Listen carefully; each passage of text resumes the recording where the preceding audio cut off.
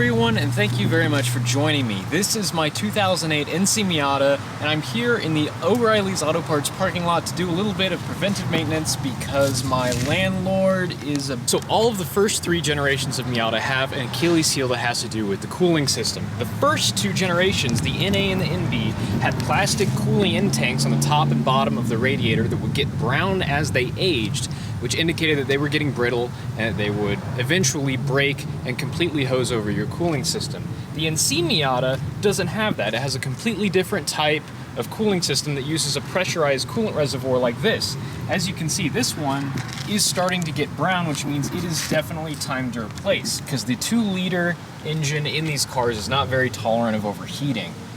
So if this pops, by the time that you notice that the temperature is going up on your dashboard, it's too late for your engine. It's already completely gone. Fortunately, this is a pretty easy thing to do, and it's well worth it for the peace of mind. You definitely want to make sure that your engine's up to temperature before you do this to make sure that you burn yourself as much as humanly possible. No snap-on to be found here. It's all about the Harbor Freight. I figure if I break any of it, I'll replace it with something more quality, but until then, China's got me down pat. Also, I think these will come in handy a bit later. This is potentially the best tool I've ever bought, but I've never really had an opportunity to use it much, so.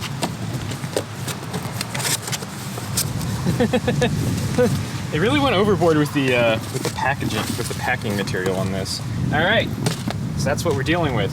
That's the color it should be, and that's the color it is. Definitely, time to replace it. It comes with a new pressure cap. That's nice. So you can see when it's off, what we're dealing with here is these two connections that you can see, but then on the bottom, a really large one that goes to the radiator, and that's going to be the real fun part where I get hot coolant all over myself. Now for now, it looks like we just got 3 bolts and 2 hose clamps, and looks like they're 10 mils, so... wow, that was on there with absolutely zero torque. That's weird. I don't know if you can see this, but the threads here aren't continuous. There's like breaks in the threads around these nuts. I'm not sure what that's about. It almost looks like a tap. Okay, so it looks like the battery box lid might be in my way. Just pop that right off. Okay. So the idea, and I'm not sure if it'll work with clamps these small, is I can just clamp this down on here and then do whatever I want. Just set that off there and just kind of have my way with this hose, which is definitely going to require a little more persuasion from the needle nose. I just realized I probably should have taken the radiator cap off first to vent all the pressure out of the system, but that sounds like something a smart person would do. Cool. Okay, it looks like the easiest way to go about this is actually going to be to take off this intermediate bracket as well. There we go. And she's free! Oh, ow, ow, ow, that's hot. Oh my gosh, that is so hot.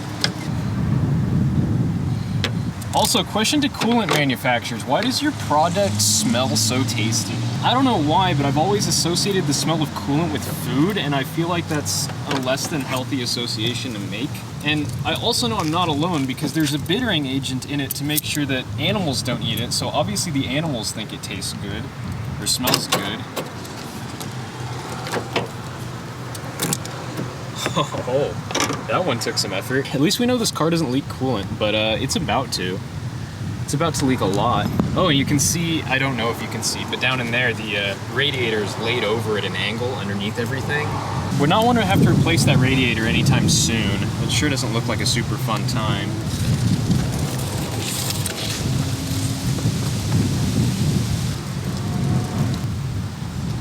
It's Kansas, it's windy. What do you want from me? It's gonna require like 12 more hands.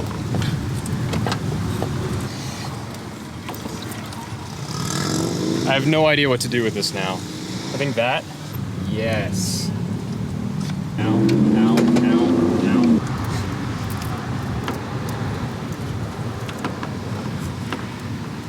The thing though, is that is pretty much job done. The hose clamp's back in the proper place and the hose is on there. These two hoses are back on here, so now this coolant didn't look dirty or anything, so I think I'm good to just put it back in. You know, I believe that this job is generally advised to be done at 130,000, 140,000 miles. This car's at 166, so it's definitely due for this.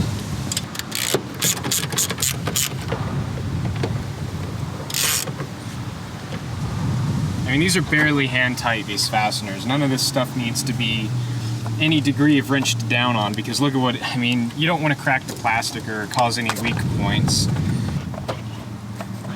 Look at that, I barely even lost enough coolant to get below the low level line. But I'm still gonna need to add some, run the system for a little while, and make sure that I didn't get any air bubbles down in there. I'm not sure that I did.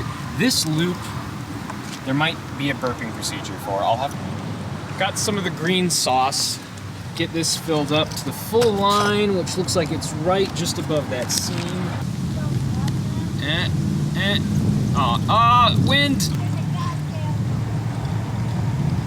Gonna start the car with the cap off.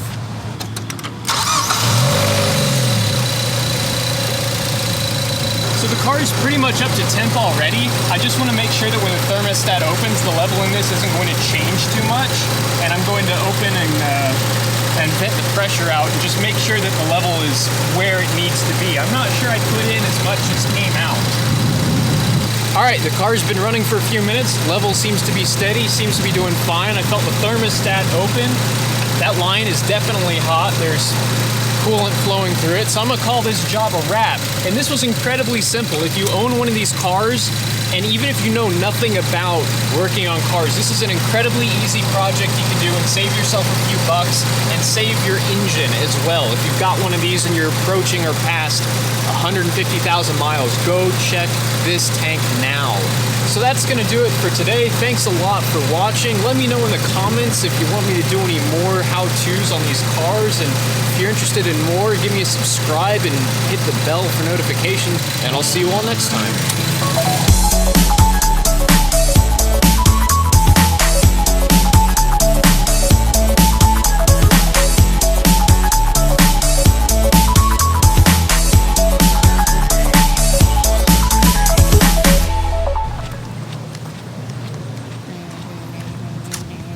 It's Yeet for distance and Kobe for accuracy, so I think this is a Kobe.